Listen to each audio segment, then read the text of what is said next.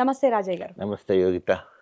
బాగున్నారా sir? Fine fine, thank you Yogitha. So, మీకు కడియం శ్రీహరి గారికి అసలు ఎక్కడ చెడిందంటారు? ఎందుకంటే ఒక రాజకీయ ప్రత్యర్థుల్లా కాకుండా శత్రువుల్లా పోరాడుతున్నారు. ఎందుకని చెప్పి? సో ఆయన నేను శత్రువుల్లో పోరాటం చేయడానికి వ్యక్తిగతంగా మాకేం లేదు. హ్మ్.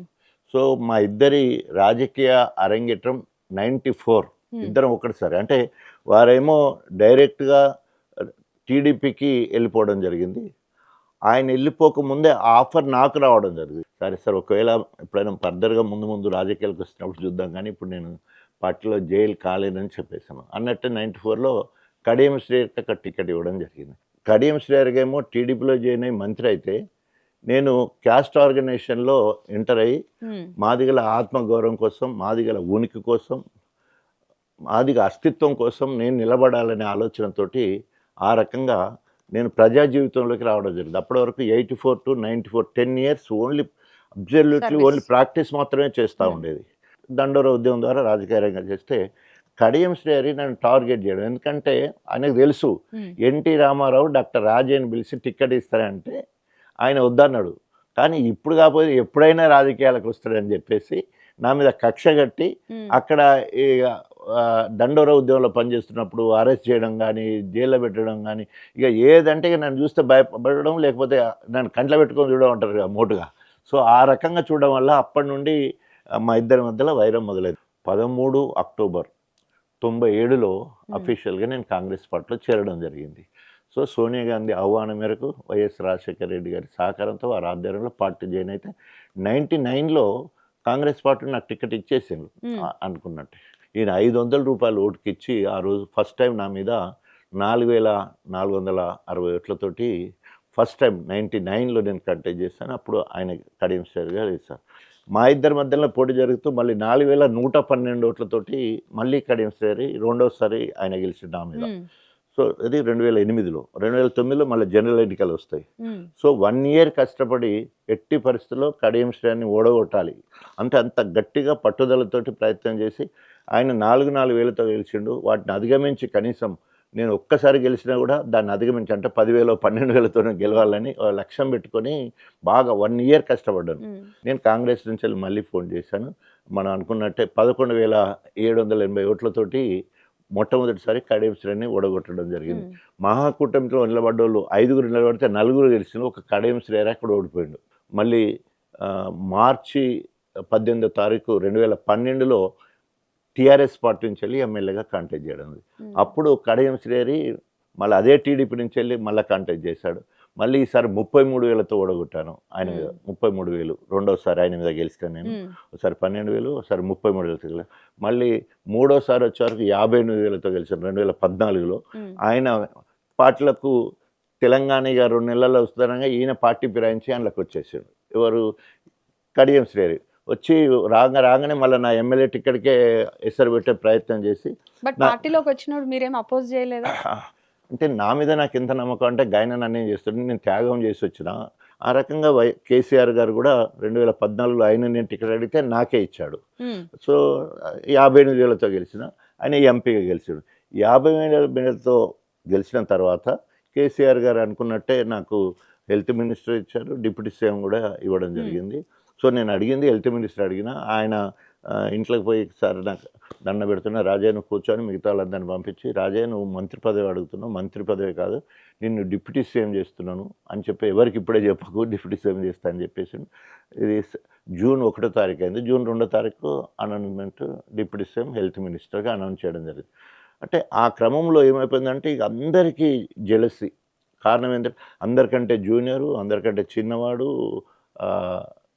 ఎస్సీ, ఉప ముఖ్యమంత్రి అనవడంతో అందరి జెల్సీగా దీంట్లో అందరికంటే దగ్గర శత్రువు కడియం శ్రీహరి.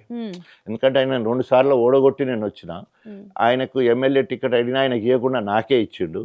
సో అది కండ్ల పెట్టుకొని ఆయనకి ఎంపీగా ఏం పని ఉంటే తెల్లారులేస్తే కేసీఆర్ దగ్గర కూర్చుండు, చెవులో నూరు పోసుడు, లేనిపోయిన సాడీలు చెప్పుడు. ఇక ఈ కార్యక్రమాలన్నీ ఆయన ఉండి అక్కడ దగ్గరుండి చేసిన అది కేసీఆర్ ఇక అదంతా పెట్టుకొని అట్లా ఇక ప్రతి దగ్గర కూడా అక్కడ కాన్స్టిట్యున్సీకి వచ్చినా కూడా ఎప్పుడు మనకు ఇప్పుడు శత్రువు బయటోడైతే మనం ఎదుర్కోవచ్చు, ఇంటి దొంగని ఈశ్వరు కూడా పట్టడు అన్నట్టు మేము ఇద్దరు ఒకటే పాటలో ఉండి ఏం చేసినా కూడా ఎప్పుడన్నా కేసీఆర్ గారు మీ ఇద్దరిని కూర్చోబెట్టి మాట్లాడారు? లేదండి, అది ఎప్పుడు చేయలేదు. అది సో మీ అసలు ఇద్దరికి సఖ్యత కుదిర్చాలని కూర్చోలేదు. గానీ, మీకు సర్ది చెప్పడమో, లేదంటే ఆయనకు చెప్పడమో, అట్లా కాలేదు.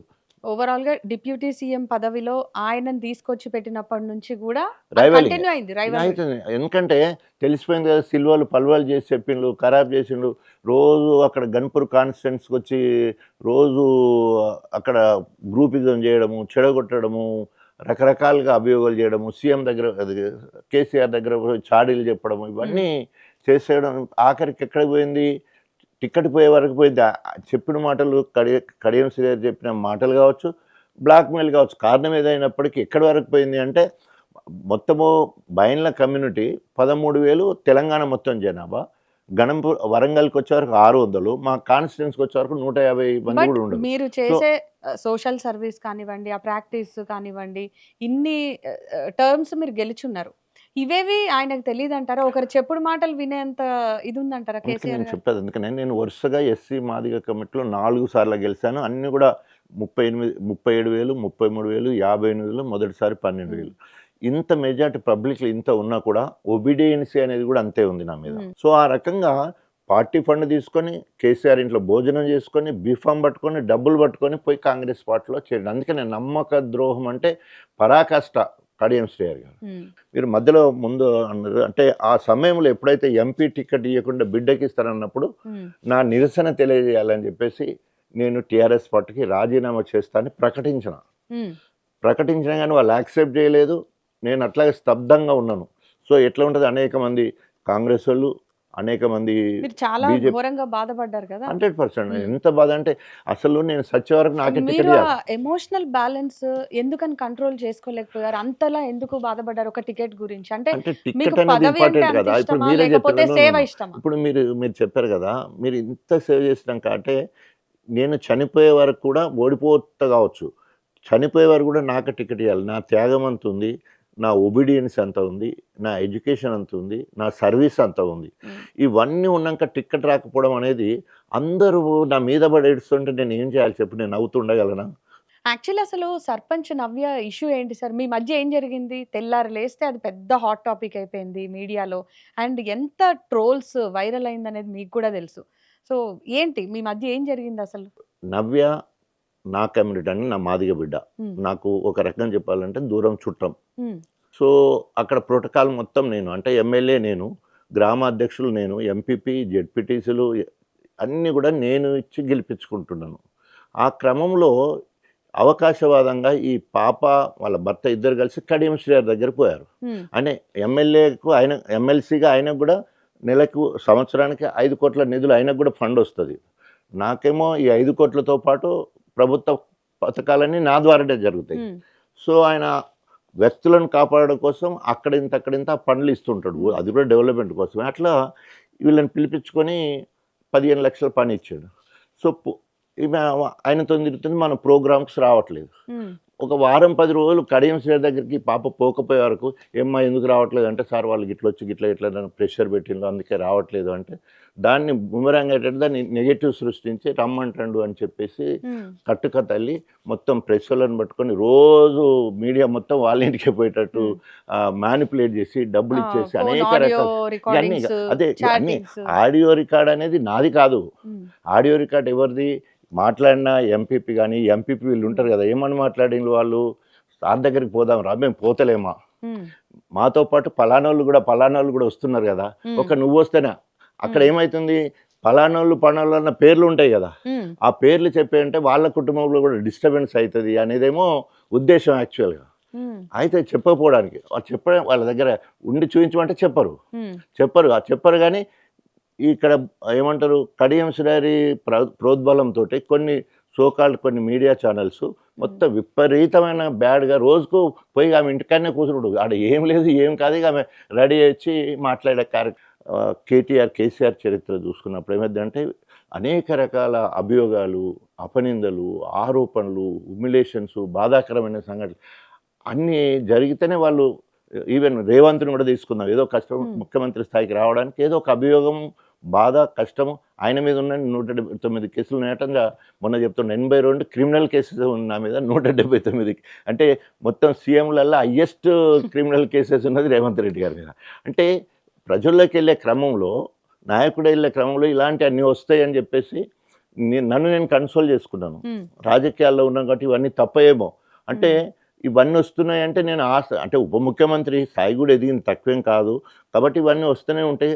నాకంటే ఎక్కువ ఇంట్లో మా ఆవిడ కావచ్చు, నాకు 2 కొడుకులు 2 కొడుకు వాళ్ళు చాలా కన్సోల్ చేసి జస్ట్ డాడీ ఇదంతా రాజకీయాలు అలా ఉంటాయని చెప్పడం వల్ల ఆ మాత్రం ఈ ఆరోపణలు ఇవన్నీ రాగానే మీ మిసెస్ రియాక్షన్ ఏంటి అసలు? ఆమె నాకంటే ముందుగా అందరినీ కన్సోల్ చేస్తూ ఉంటుంది. అదేం పట్టించుకోకండి, మీరు బాధపడదు అంటే ఆమె ఆలోచన అంటే భర్తను కదా, ఎక్కడ ఏదైనా హార్ట్ అటాక్ వస్తుందో, ఎక్కడైనా ఏమన్నా అవుతుందో ఏమో అంటే ఆమె ఎంతో బాధపడుతూ కూడా, బాధ అంటే అందరికీ ఉంటుంది, అది విన్న వాళ్ళే బాధపడలేదు, సొంత ఇంట్లో వాళ్ళు బాధపడరా, డెఫినెట్గా బాధపడ్డది కానీ నన్ను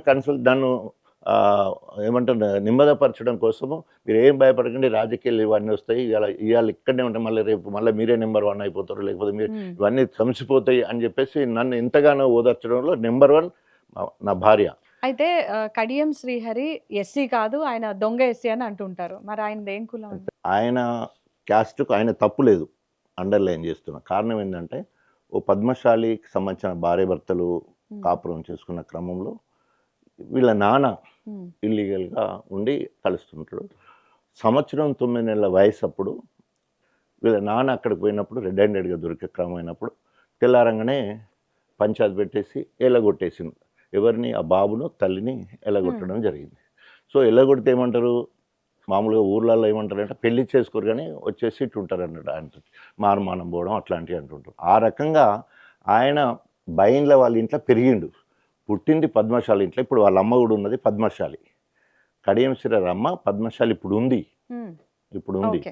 సో ఆమె వాళ్ళ కొడుకును తీసుకొని బయన్ల ఇంటికి వచ్చింది. వాళ్ళ పర్సనల్ విషయం మనకు సంబంధం లేదు, కడియం శ్రీహరికి కూడా సంబంధం లేదు ఆ వయసులో. కానీ ఆయన పుట్టింది పద్మశాలి ఇంట్లో, పెరిగింది బయన్ల ఇంట్లో. అట్లా మీరు దొంగ ఎస్సీ అని అంటారా? అది నేను అనడం కాదు, మోతుకుబల్లి నరసింహ వాళ్ళ ఊరికి పోయి మొత్తం చరిత్ర మొత్తం తీసి ఇదంతా మోతుకుబల్లి నరసింహనే బయట పెట్టిన చరిత్ర. అయితే స్టేషన్ ఘన్పూర్కి ఉప ఎన్నిక వచ్చే అవకాశం ఉందంటారా? వస్తే గనక బీఆర్ఎస్ టికెట్ మీకు వస్తుందా? 52 రాజ్యాంగ సవరణలో 52 రాజ్యాంగ సవరణలో 10th షెడ్యూల్లో ఈ యాంటీ డిఫెక్షన్ లా ఏం చెప్తుందంటే, ఒక వ్యక్తి ఒక పార్టీ నుండి ఎన్నికైన తర్వాత ప్రజాస్వామ్యంలో పార్టీ మారొచ్చు. నువ్వు పార్టీ మారినప్పుడు ఇప్పటి వరకు ఉన్న పార్టీలో పొందిన పదవి ఎమ్మెల్యే కానీ, ఎంపీ కానీ, ఎమ్మెల్సీ కానీ ఉంటే దానికి రాజీనామా చేసి, పార్టీకి రాజీనామా చేసి నువ్వు వేరే పార్టీలో జాయిన్ కావాలా. సో ఈరోజు కడియం శ్రీహరి కాంగ్రెస్ బీఆర్ఎస్ పార్టీ నుండి గెలిచిండు, బీఆర్ఎస్ బీఫామ్ మీద గెలిచిండు, బీఆర్ఎస్ సభ్యత్వం ఉన్నది, బీఆర్ఎస్ వల్లనే నువ్వు ఎమ్మెల్యే అయినావు. సో నీకు కేసీఆర్ నచ్చలే, విధానాలు నచ్చలేదు, పోయినావు అనుకో, నువ్వు పోవచ్చు, కానీ నువ్వు రాజీనామా చేయాలి, పార్టీకి రాజీనామా చేయాలి, ఎమ్మెల్యే పదవికి రాజీనామా పోవాలి. అట్లా కాకుండా పోవడం అనైతికం. బీఆర్ఎస్ పార్టీ టికెట్ అన్నారు కదా, ఇంకా అక్కడ టికెట్ ఇప్పుడు కాదు, ఎంపీ ఎన్నికలప్పుడే కేసీఆర్ గారు డయాస్ మీదే ప్రకటన, రాజయ్య 3 నెలల ఎలక్షన్లు వస్తేనే కాబోయే ఎమ్మెల్యే, కడియం శ్రీని చిత్తు కూడా కొట్టాలి, అది రాజయ్య బాధ్యత అని తెలంగాణ భవన్లో హరీష్ రావు గారు కానీ, కేటీఆర్ గారు అనేక సందర్భాలలో మాట్లాడడం జరిగింది. తర్వాత రౌండ్ ద క్లాక్ అక్కడ ఇప్పుడు మొత్తము తెలంగాణ మొత్తంలో ఒక కాంగ్రెస్ వ్యతిరేకం అయితే, గన్పూర్లో కాంగ్రెస్ వ్యతిరేకం, కడియం శ్రీహరికి వ్యతిరేకం, పాత కాంగ్రెస్ వాళ్ళకు కూడా వ్యతిరేకమే, ఇప్పుడు కొండమురేళ్ళకు కూడా వ్యతిరేకమే. ఇప్పుడు సచిన పాములు ఎక్కున్న కడియం శ్రీహరిని కొండమురలు వచ్చిన తర్వాత బరిసెలతో పొడిచినట్టు అయిపోతుంది. ఇంకా ఆయన ఉనికికే కష్టం వచ్చే పరిస్థితి మాత్రం ఉంది. థ్యాంక్ యూ సో మచ్, చాలా విషయాలు మాట్లాడారు. Thank you.